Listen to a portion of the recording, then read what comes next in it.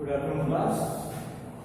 In last lecture, we have completed example 3.7, 3.8, and 3.9. Now we have started our new topic, electrolytic cell and electrolysis. You have already learned in class 10 in science electrolytic cell. So cell is copper. જે કોપરનો cell હતો હવે electrolytic સેલમાં શું કરવામાં આવે તો જે external જે ઇલેક્ટ્રિસિટી પાસ કરી અને કોઈ પણ ઇમ્પ્યોર જે મેટલ હોય એમાંથી પ્યોર મેટલ મેળવવા માટે ઇલેક્ટ્રોલાઇટિક સેલનો યુઝ કરવામાં આવે છે આ સેલની અંદર એક જ બીકરમાં બે ઇલેક્ટ્રોડ ને તેના જ સોલ્યુશન ની અંદર ડીપ કરવામાં આવે છે હું એક એક્ઝામ્પલ આપું જેમ કે અહીંયા એક બીકર છે હવે આ બીકરની અંદર કોપર જે એનોડ તરીકે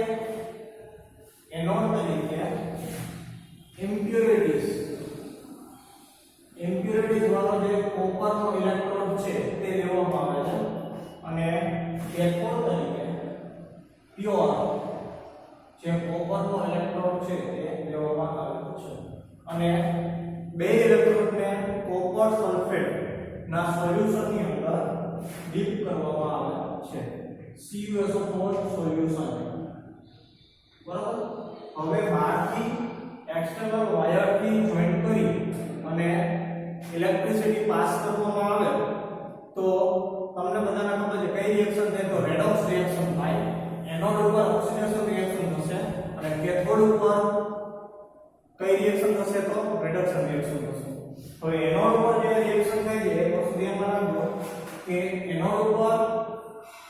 એનોડ પોતે કોણ છે તો ઇમ્પ્યોરિટીઝ કોપર છે અને કોપર પોતે શું કરે તો પોતાની લાસ્ટ ઓર્બિટમાંથી બે ઇલેક્ટ્રોન રિમૂવ કરશે અને ક્યાં રિમૂવ કરશે તો ઇન ધ સોલ્યુશન ની અંદર already Cu+2 ion already present છે એટલે ઇમ્પ્યોરિટીઝ કોપર જે બે ઇલેક્ટ્રોન લૂઝ કરે છે રિમૂવ કરે છે તે સોલ્યુશન ની અંદર રહેલો જે કોપર આયન છે Cu+2 એ એક્સેપ્ટ કરશે and it is deposit on the surface of cathode અને જે કેથોડ છે એ પોતે બે ઇલેક્ટ્રોન એક્સેપ્ટ કરી અને આયનમાંથી સોલિડમાં કન્વર્ટ થઈ જશે અને ડિપોઝિટ ક્યાં થશે તો on the surface of the cathode ખ્યાલ આવ્યો દરેકને એટલે આ જે પ્રોસેસ છે તમે 10th ની અંદર સાયન્સમાં ઓલરેડી ભણી ગયા છો 11th માં પણ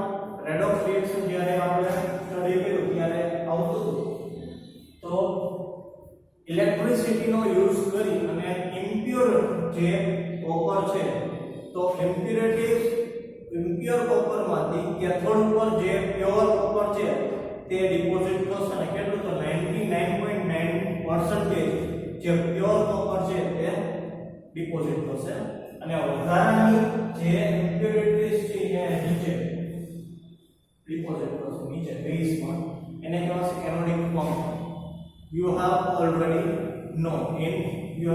learned in class 11 એટલે આ ટાઈપના જે ઇલેક્ટ્રિકલ સેલ હોય છે એનો યુઝ કરી બહારથી ઇલેક્ટ્રિસિટી પાસ કરી અને આપણે જે પ્યોર મેટલ છે તે મેળવીએ છીએ આમાં રિએક્શનમાં પણ ઓક્સિડેશનમાં કોપર પોતે બે ઇલેક્ટ્રોન રિમૂવ કરી અને Cu+2 માં કન્વર્ટ થઈ જશે અને જે reduction રિએક્શનમાં Cu+2 two electron accept and it is converted into Cu solid અને કેથોડ ઉપર જે પ્યોર છે તે ડિપોઝિટ થશે ઓકે હવે electrolysis you have already known about Bayer's method and Hall-Heroult method.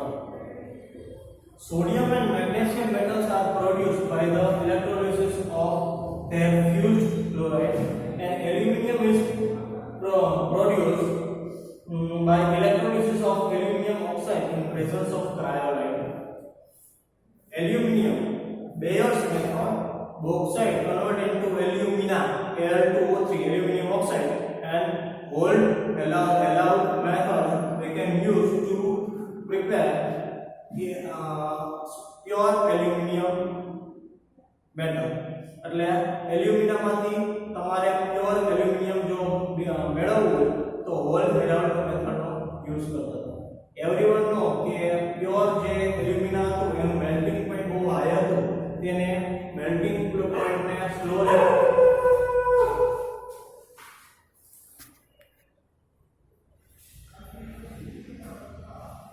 એલ્યુમિનિયમના જે મેલ્ટિંગ પોઈન્ટ હાઈ હોવાને લીધે ઇન નોર્મલ કન્ડિશન એનું જે રિડક્શન છે પોસિબલ નથી. એટલા માટે ક્રાયોલાઇટ અને ફેલ્ડસ્પાર આપણે લિક્વિડ એલ્યુમિનિયમ ઓક્સાઇડની અંદર એડ કરતા હતા અને મેલ્ટિંગ પોઈન્ટ નીચે લાવી અને પછી એનું જે રિડક્શન છે એ કરતા હતા કે જેની અંદર આપણે કાર્બનના ગ્રેફાઇટ ઇલેક્ટ્રોડ તરીકે યુઝ કરતા હતા. We can learn this method also in class 10th. એટલે ફરી પાછી મારે તે રિપીટ કરવાની જરૂર નથી. એટલે આ ટાઈપનો જે ઇલેક્ટ્રોલાઇટિક સેલ હોય છે એમાં એક્સટર્નલ ઇલેક્ટ્રિસિટીનો યુઝ કરી અને pure aluminium, sodium, potassium, copper 99.9% છે તે પ્યોર ફોર્મમાં મેળવવામાં આવે છે. Okay. Michael Faraday was the first scientist who described the quantitative aspect of the electrolysis. Now Faraday's law also flow from what has been reviewed. After his experiment investigation on electrolysis of solution and metals of electrolytes. હવે વસ્તુમાં ધ્યાનમાં રાખો કે electrolytic સેલનો use કરી અને આપણે pure ફોર્મમાં મેટલ તો મેળવી લીધી અને આ પ્રોસેસને કહેવાશે ઇલેક્ટ્રોલાઇસિસ. બટ એ વસ્તુમાં ધ્યાનમાં રાખો કે કેટલી ઇલેક્ટ્રિસિટી પાસ કરવાથી આપણને કેથોડ ઉપર કેટલી મેટલ છે ડિપોઝિટ થશે. એ ઇલેક્ટ્રિસિટી કેટલી પાસ કરી તો કેટલી આપણને કેથોડ ઉપર જે પ્યોર ફોર્મમાં મેટલ છે ડિપોઝિટ થાય. તો એ બે વચ્ચેનો રિલેશન ફર્સ્ટ ઓફ ઓલ એનું સ્ટડી કોણે કર્યું તો ફેરાડે. અને ફેરાડે એનું સ્ટડી કરી અને બે લો આપેલા છે એટલે ફેરાડેઝ લો તરીકે ઓળખાય. Faraday's law of electrolysis. First law, the amount of the chemical reaction which occurs at any electrode during electrolysis by a current is proportion to the quantity of electricity passed through the electrolyte. The quantity of electricity passed through the electrolyte.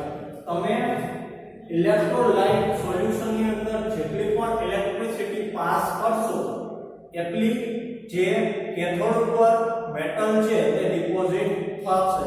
તે it is proportional to means electricity proportional to deposit metal. ખ્યાલ આવ્યો? એટલે આ first લો હતો કે જેની અંદર Faraday કીધું છે કે તમે જેટલી પણ ઇલેક્ટ્રિસિટી પાસ કરશો એટલી જે મેટલ છે કેથોડ ઉપર શું થશે તો ડિપોઝિટ થશે. તો અહીંયા આપણે જે ઇલેક્ટ્રિસિટીને એમ્પિયરમાં અથવા તો ફેરાડેમાં લેવાનું છે તો કેવી રીતે કેલ્ક્યુલેશન કરવું એ હું તમને સમજાવું છું. એની પહેલા સેકન્ડ જે આ લો છે ફેરાડે તમે જોઈ લે. તો amount of different substance liberated by the same quantity of electricity passing through the electrolytic solution are proportional to their chemical equivalent weight. હવે ડિફરન્ટ ટાઈપના સબસ્ટન્સ હોય ને એમાં સેમ ક્વોન્ટિટીમાં જો ઇલેક્ટ્રિસિટી પાસ કરવામાં આવે તો ડિફરન્ટ ટાઈપના જે ઇલેક્ટ્રોલાઇટ છે તો એમાં કેથોડ ઉપર જે મેટલ ડિપોઝિટ થશે તો એના બરાબર હશે તો ઇટ્સ જે તે ઇલેક્ટ્રોલાઇટના ઇક્વિવેલન્ટ વેટ બરાબર હશે. ચાલો એટલે ડિફરન્ટ ટાઈપના સબસ્ટન્સ હોય ને સરખી જો ઇલેક્ટ્રિસિટી પાસ કરવામાં આવે તો કઈ સરખી દરેકમાં તમને મેટલ મળે નહીં ગ્રામમાં, બરાબર.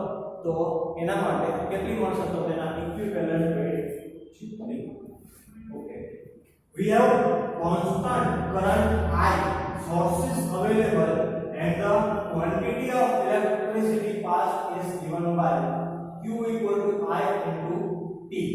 હવે Q છે તો Q છે જે ઇલેક્ટ્રિસિટી પાસ કરી છે એને તમારે કુલમ્બમાં લેવાનું છે બરાબર Q ને તમારે કુલમ્બમાં લેવાનું છે Q is the coulomb when I it is an ampere જેટલો પણ એમ્પિયરમાં ઇલેક્ટ્રિસિટી પાસ કરી and T in second તમે IT ને 96487 વાળા ડિવાઇડ કરી નાખશો તો આજે તમને કુલમ્બમાં મળવાનો કે it is converted to Faraday ampere converted into Faraday બરાબર એટલે Q equal to IT divided by 96487 કરશો એટલે જે પણ આન્સર પેલા કુલમ્બમાં આવજો એની જગ્યાએ ડિવાઇડ કર્યા એટલે it is converted to Faraday for approx 1 farad equal to 96500 coulomb per mole હવે તમને ખબર પડી ગઈ કે કેટલા ફેરાડે ઇલેક્ટ્રિસિટી પાસ કરી તો આપણને જે કેથોડ ઉપર મેટલ છે તે ડિપોઝિટ થશે તો ધ્યાનમાં રાખજો ફર્સ્ટ ઓફ ઓલ તમને દરેકે દરેક મેટલના ઓક્સિડેશન સ્ટેટ ખબર હોવી જોઈએ જેમ કે તમને એક્ઝામ્પલ આપેલા છે Mg 2 Mg plus 2 means Mg plus 2 it is ion હવે Mg plus 2 પોતે બે ઇલેક્ટ્રોન એક્સેપ્ટ કરશે તો it is converted to Mg solid એટલે આ જે કેમિકલ રિએક્શન છે એને એનું સ્ટેટમેન્ટ તમારે કેવું હોય તો 2 ફેરાડે તમે ઇલેક્ટ્રિસિટી પાસ કરશો એટલે 1 મોલ ઓફ Mg છે તે તમને મળશે Mg plus 2 Mg પોતે બે ઇલેક્ટ્રોન એક્સેપ્ટ કરીને 1 મોલ સોલિડ માં કન્વર્ટ થઈ જાય એનો મીનિંગ એવો થાય કે બે 2 electron means 2 Faraday electricity pass કરશો એટલે ઓટોમેટિકલી 1 મોલ જે મેગ્નેશિયમ છે તે ડિપોઝિટ થશે સેકન્ડ એક્ઝામ્પલ છે Al+3 એલ્યુમિનિયમ નો ઓક્સિડેશન નંબર છે +3 ઓકે Al+ પોતે 3 ઇલેક્ટ્રોન એક્સેપ્ટ કરી અને Al સોલિડ ની અંદર કન્વર્ટ થશે ચાલો એટલે 3 ફેરાડે તમે Al+3 ની અંદર પાસ કરશો ઇલેક્ટ્રિસિટી એટલે 1 મોલ ઓફ એલ્યુમિનિયમ છે તે ડિપોઝિટ થશે અને લાસ્ટ Ag+ એટલે સિલ્વર નો ઓક્સિડેશન નંબર 1 છે +1 એટલે +1 means 1 ફેરાડે એટલે 1 ફેરાડે તમે ઇલેક્ટ્રિસિટી સિલ્વર ની અંદર પાસ કરશો તો 1 મોલ ઓફ જે સિલ્વર છે તે ડિપોઝિટ થશે બટ એક વસ્તુમાં ધ્યાનમાં રાખવા ફોર્મ્યુલા યાદ રાખવાનો છે અને તમારે જે કુલમ્બ હશે એને તમારે કન્વર્ટ ઇન્ટુ ફેરાડે શું કરવું પડશે Q I * T divided by 96487 Faraday ચાલો હવે 3.10 જોઈ લઈએ A solution of CuSO4 is electrolyzed for 10 minutes with a current of 1.5 ampere. What is the mass of copper deposit at the cathode? તો તમે વિચાર કરો કે 1.5 ampere I means 1.5 ampere electricity pass કરવામાં આવે છે કેટલી મિનિટ માટે તો 10 મિનિટ માટે હવે આ કોઈ પણ એક સેલ હશે અને તેમાં 1.5 એમ્પિયર 10 મિનિટ માટે ઇલેક્ટ્રિસિટી પાસ કરવામાં આવે છે તો જે રિએક્શન થશે તો કેથોડ ઉપર કેટલો જે કોપર છે ડિપોઝિટ થશે બરાબર તો અહીંયા પણ તમને કીધેલું હતું કે Q I ને તમારે એમ્પિયરમાં લેવાનું છે અને T જે મિનિટમાં હશે કે સેકન્ડમાં કન્વર્ટ કરવાનું છે તો ટાઈમ કેટલો આપેલો છે T = 10 minute means 600 second okay first of all it is converted into Q Faraday માં કન્વર્ટ કરો તો Q = I divided by 96487 હવે I કેટલા આપણે 1.5 એમ્પિયર into T = 600 સેકન્ડ અને divided by 96487 આનો તમે કેલ્ક્યુલેશન કરશો તો 0.0093 ફેરાડે બરાબર હવે 0.0093 ફેરાડે ઇલેક્ટ્રિસિટી પાસ થઈ જાય કોપર આપણે મેળવવાનું છે તો ફર્સ્ટ ઓફ ઓલ કોપર નું જે રિએક્શન થી જો કે Cu+2 accept 2 electron and gives 1 mole of copper. 2 electron means 2 farad. 2 farad electricity pass કરી ત્યારે 1 mole જે કોપર છે તે આપણને મળે છે. Everyone no 1 mole equal to 63 grams. તો અહીંયા તો આપણે કેટલું પાસ કર્યું છે તો 0.0093 farad electricity pass. How many copper obtained during this passing electricity? હવે 2 ફેરાડે પાસ કરવાથી 1 મોલ આપણને કોપર મળે છે. તો આપણે તો 0.0093 ફેરાડે જે ઇલેક્ટ્રિસિટી છે તે પાસ કરી તો કેટલા મોલ કોપર મળશે? તો કમ્પેરિઝન કરવાનું છે. માસ of the copper deposit equal to 1 into 0.0093 divided by 2.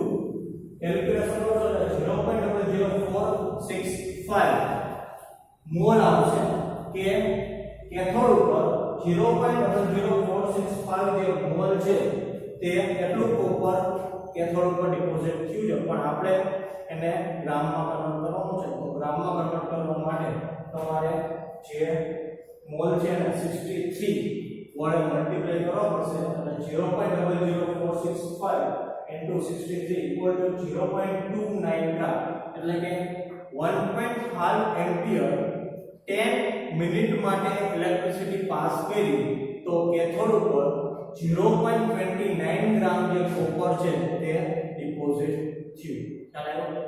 એટલે આવી રીતે જે ઇલેક્ટ્રોલાઇટિક સેલ છે, ઇલેક્ટ્રોલિસિસ પ્રોસેસ છે, કેટલી ઇલેક્ટ્રિસિટી પાસ કરવાથી તમને કેથોડ ઉપર કેટલી મેટલ છે ડિપોઝિટ થશે એનો ફર્સ્ટ ઓફ ઓલ સ્ટડી કર્યું ફેરાડે એના બે લો. તો આટલી વસ્તુ તમારે ધ્યાનમાં રાખવાની છે. ચાલો હવે પછીનો ટોપિક છે તે આપણે નેક્સ્ટ લેક્ચરમાં ડિસ્કસ